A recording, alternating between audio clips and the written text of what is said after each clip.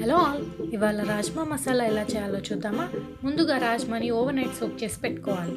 ఇప్పుడు ఒక కుక్కర్లోకి తీసుకొని రాజ్మా మునిగేంత వరకు వాటర్ వేసుకొని 5 విజిల్స్ వచ్చేంత వరకు కాస్త సాల్ట్ వేసుకొని ఉడికించుకోవాలి.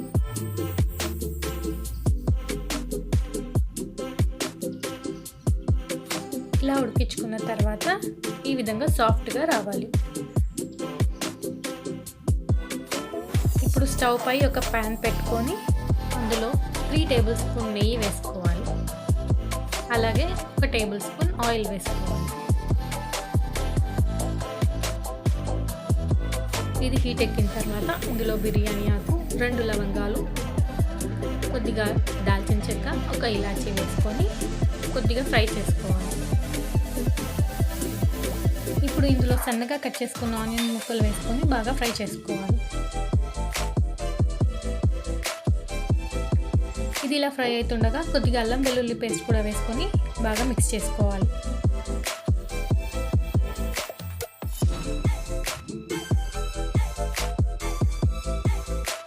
ఇప్పుడు ఇందులో సన్నగా కట్ చేసుకున్న టమాటో ముక్కలు కూడా వేసుకొని బాగా మిక్స్ చేసుకొని మగ్గించుకోవాలి.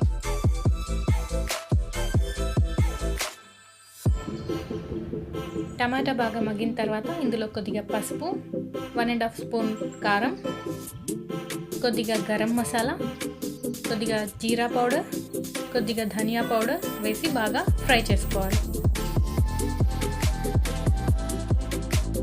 ఇలా మిక్స్ చేసుకున్న తర్వాత మనం ఉడికించి పెట్టుకున్న రాజ్మా మొత్తం వాటర్తో సహా ఇందులో వేసుకొని కొద్దిగా సాల్ట్ వేసుకొని ఒక 20 మినిట్స్ దాకా ఉడికించుకోవాలి.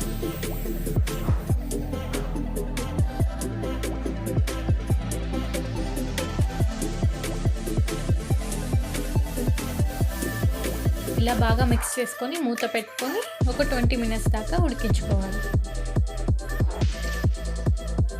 ఇలా ఉడికిన తర్వాత పైనుంచి కొద్దిగా కొత్తిమీర, కొద్దిగా కసూరి మేతి కూడా వేసుకొని బాగా మిక్స్ చేసుకోవాలి.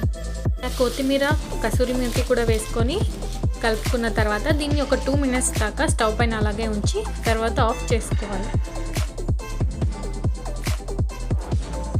అంతే, రాజ్మా మసాలా రెడీ. ఇప్పుడు దీన్ని ఒక సర్వింగ్ బౌల్లోకి తీసుకొని సర్వ్ చేసుకోండి. దీనికి చపాతీ రోటీ కాంబినేషన్ అయితే అదిరిపోతుంది. అందరూ తప్పకుండా ట్రై చేయండి. నేనైతే చపాతీ కాంబినేషన్లో తింటున్నా ఇవాళ. చాలా టేస్టీగా ఉంది.